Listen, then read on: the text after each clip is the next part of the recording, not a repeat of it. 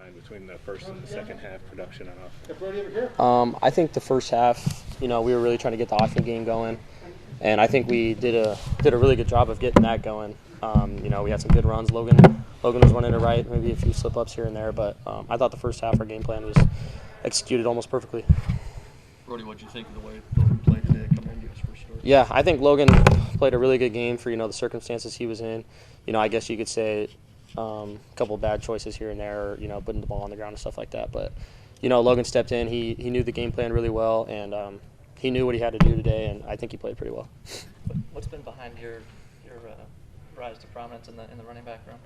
I would just say, just knowing the game plan and, knowing what to do because, when we get into those clutch situations, things move quickly. Pass pro can change, in an instant, and knowing who to block and, knowing your assignment is key.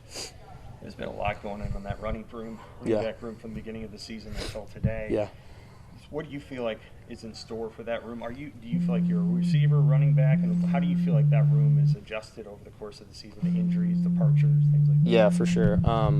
I think the room has really dwindled down over the past couple weeks, and I wouldn't really necessarily classify myself, as a running back or receiver. I'll just, they throw me in there, I'll do whatever they want me to do. But we've had some injuries, some pretty big injuries to Gabe, and with Savion leaving and stuff, kind of threw me in there and just tried to execute.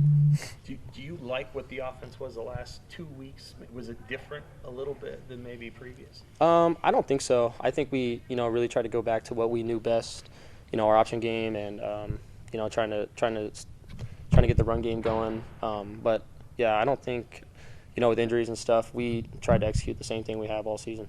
You know that some kind of change is coming. Obviously, you're going to have new coaches on that side of the ball. So what kind of feelings do you have, emotions going into the offseason about what becomes of this offense? Yeah, I'm just hoping they find, the right guy and someone who's coachable, who loves working with people, and who loves the game of football and is willing to make us better.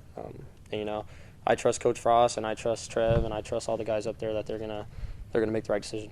What kind of a you were out there last week on the final drive Mm-hmm. with Adrian, and then this week with Logan. I'm not asking you to compare the two of them, but what kind of a vibe did you get from Logan as he tried to take the team down the field to win? Yeah, I got the same vibe. No matter who was in there, Adrian or Logan, I thought Logan, played pretty good in the last couple minutes. But, just some poor decisions or, some bad routes or whatever you want to call it. But, the vibe was about the same, and, I thought we were going to go down and win it. Did you sense a shift after that block punt on the sidelines? Yeah, I would agree. There was definitely some sort of shift in momentum, and I guess, the way we were celebrating ourselves on the sideline.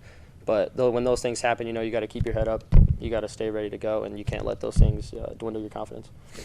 What did Coach Frost say about that after the game? He touched on it briefly, but, we've been preaching for, 6, 7, 8 weeks. Special teams are going to get you beat or they're going to win you games, so that was pretty evident today. But, we just got to clean up those little paper cuts, and we'll see what happens. Those running backs that are behind you in the room right now, Marvin Scott to the world, what do they need to do to elevate their roles next year? Guys like Marvin, they're super tough runners, but I think it just comes down to knowing the game plan and knowing the assignments. And, I really wish Marvin the best, and I want him to, run out there and, run for 100, 200 yards and stuff. But we just got to get the little things down first. How do you think Jack West played today? I think had a really good game today. There were some holes, some things that we could have hit better, or we could have cut back on some things. But I thought Yant played a good game and he ran hard. What do you make? He's been into the lineup, out of the lineup. How do you think he's handled that this year? I think he's been good. He's been, there's some altercations and stuff off the field, but Yant, he's been professional about it. He's been doing what he's been told, and when they call his number, he's ready. Brody, what do you think the key is when you have a run of negative plays like happened today? Mm-hmm. There was the block punt, and there was a turnover, and there was the safety. And it all snowballed on you guys in a short period of time. How do you guys as a team stem that tide so those things don't happen in the way that they did?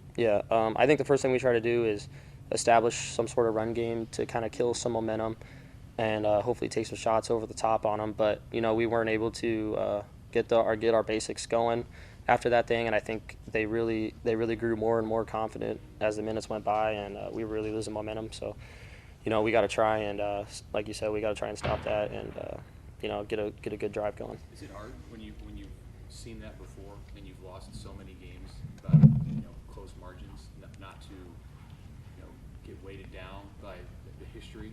Yeah. When something like that starts happening. Yeah, no, I agree. You see those type of things, and the first thing you want to think is, oh, here we go again.